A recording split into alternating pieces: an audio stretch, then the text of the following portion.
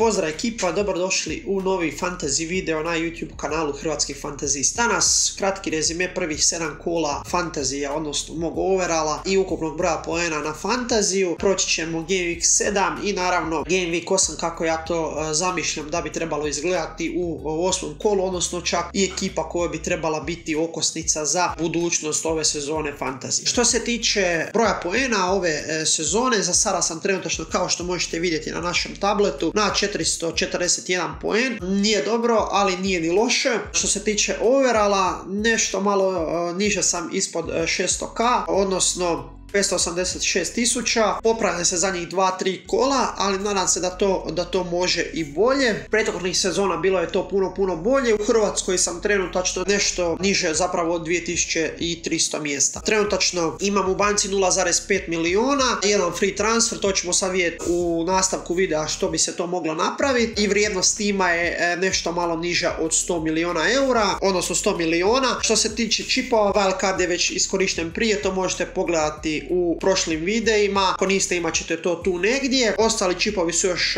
aktivni što se tiče bench boosta, free hita i triple captaina. Pa da se osvrnemo na Game Week 7 za početak, za one koji nisu popratili na Instagramu i na Facebooku. Naravno 44 poena, nešto malo iznad prosjeka, kapetan nije pogođen kao i većina ekipe. Za one koje mogu istaknuti koji su donosili bodove, Ben White i Robert Sanchez, međusobna utakmica 0-0, što mi je zapravo i trebalo. Nisam se usudio i Duffija ubacivati koji je ostao na klupi sa 6 poena. Sanchez je donesao 6 poena također, dok je Ben White uzeo 7. Uglavnom najbiraniji kapetani za ovo kolo Ronaldo i Lukaku su podbacili. Ronaldo je uzeo samo 1 bod, ušao je sa klupe, dok Romelu Lukaku je uzeo samo 2 boda. Također, evo, kao što možemo vidjeti, nad njim je žuti upitnik. Propušta utakmicu za 3. mjesto u Ligi nacija za reprezentaciju Belgije. Ne znam je li to neka varka ili nije, ali ja se nadam da će biti spreman već za 8. kolo gdje Chelsea ima jako dobar raspored. I naravno igrač koji je u mojoj ekipi donesao većinu poena ovog kola je Mohamed Salah. Salah igrao protiv Cityja,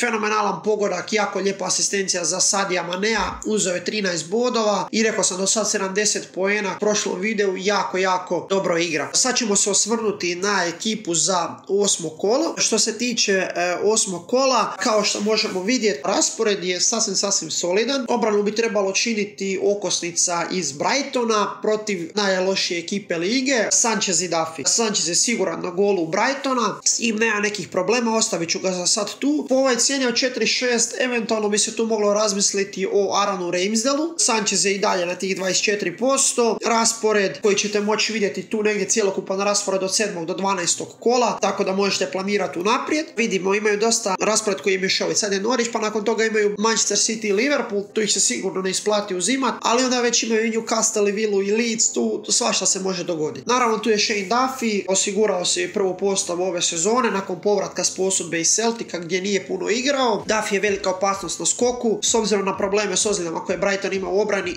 jako dobra opcija i po toj cijeni koja je već skočila na 4,3. Nešto malo manje od 24%. Što se tiče obrane, tu je Ben White koji igra jako dobro, nije toliko napadačka prijetnja s obzirom na skok. Trenutačno cijena mu je 4,4, pala mu je, postotak se malo dignuo skoro na 12,5%.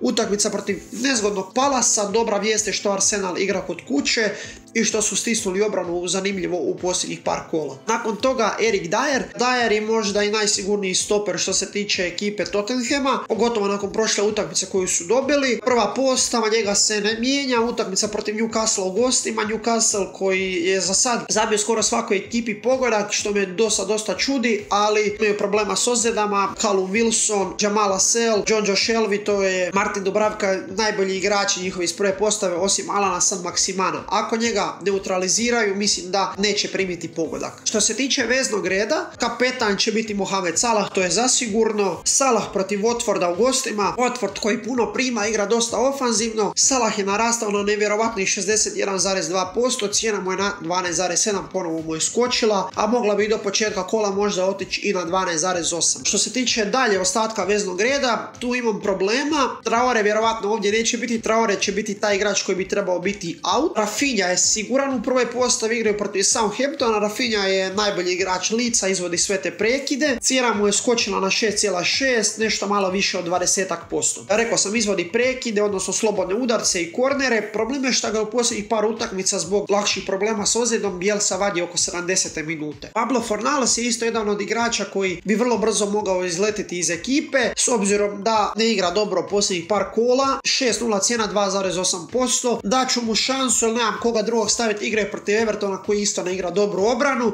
ali problem je što West Ham također igra u gostima. U napadu će sigurno biti Antonio koji je na 8,0 cijeni i nešto malo više od 45,5%. Siguran starter, jako opasan po svakoj ekipu i svakoj ekipi može zabiti gol. Tu je Cristiano Ronaldo koji je prošlu utakmicu krenuo s klupe. Vjerujem da će ovo krenuti u prvoj postavi s obzirom da United igra loše, a i bez njega jednostavno ne mogu zabiti pogodak. 12,6 cijena mu je pala sa 12,7, nešto malo više također od 45,5%. Zatim tu je, kao što sam već rekao, Romelu Lukaku koji ima, kao što vidite, ozljedu, odnosno problema sa ozljedom mišića. Vidjet ćemo hoće li igrati ili ne, trenutačno je na 75%, cijena je 11,7 i nešto malo više od 37%. Na klupi će biti Ben Foster koji se ustalio posljednjih 2-3 kola na golu Watforda, što mi se sviđa, ne bi ga sigurno svakako stavio ovo kolo protiv Liverpoola. Tu je Ismaila Sarr, može zabiti gol, ali neću ga forsirati protiv Liverpoola. I onda imam dvojicu iz obrane,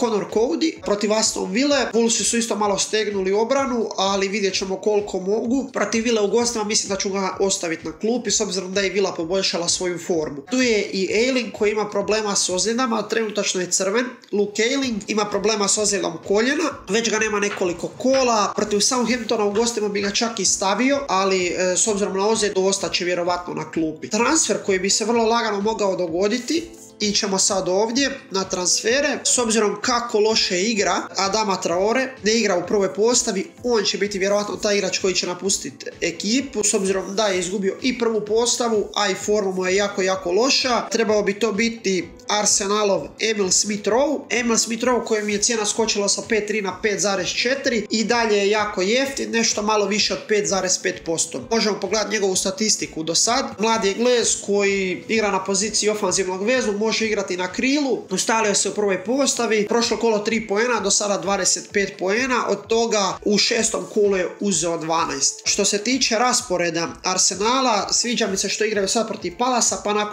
pa nakon toga protiv Aston Ville, Leicester koji igra jako lošu obranu, pa Watford i onda imaju težu utakmicu protiv Liverpoola, pa Newcastle. Nije to ni lagan, ali ni težak toliko raspored, ali s obzirom da Arsenal je uhvatio formu, mogu se možda pouzdati u njega. Ostale opcije koje su tu je također i Martin Ødegaard, ali on je u rotaciji. Andros Townsend koji puca penale dok nema Calvert-Lewina i Richarlisona, nije ni on loša opcija. Igraju sad protiv West Hama, pa nakon toga imaju Watford, Wolves, pa imaju i Tottenham, Manchester City i Brentford, možda čak i on, ali to ću još vidjeti. Tu je naravno i Conor Gallagher iz Palasa koji isto nije loša opcija, ali on je zadnji vezni i očekujem da neće donositi konstantno toliko bodova. Tako da ovdje bi vjerovatno trebao biti Emil Smith-Rowe. Što se tiče onda pick tima, tu će vjerovatno ući ovdje gdje Traore će biti Smith-Rowe. Što se tiče kapetana, već sam rekao Mohamed Salah, na vice captainu bi trebao biti Cristiano Ronaldo. Eto, to bi bilo to. Ukoliko imate fantasy dilema, kakvih pitanja, slobodno pišite u komentare ili se javite na Instagram i Facebook, te nas zapratite tamo gdje smo aktivni svakog dana. Ostavite like ako vam se video svidio, pretplatite se na kanal, šerujte video. Uskoro vas vjerovatno očekuje i zanimljiv podcast sa jednom stranicom, naravno u vezi fantazija. To ćete vjerovatno moći pogledati ili na njihovom YouTube kanalu, pa možda čak i na mom. Također zahvalio bi se i Najdu koji odrađuje stvarno jako dobar posao i uređuje nam sve videe. I eto, to bi bilo to. Do idućeg videa. Sportski pozdrav!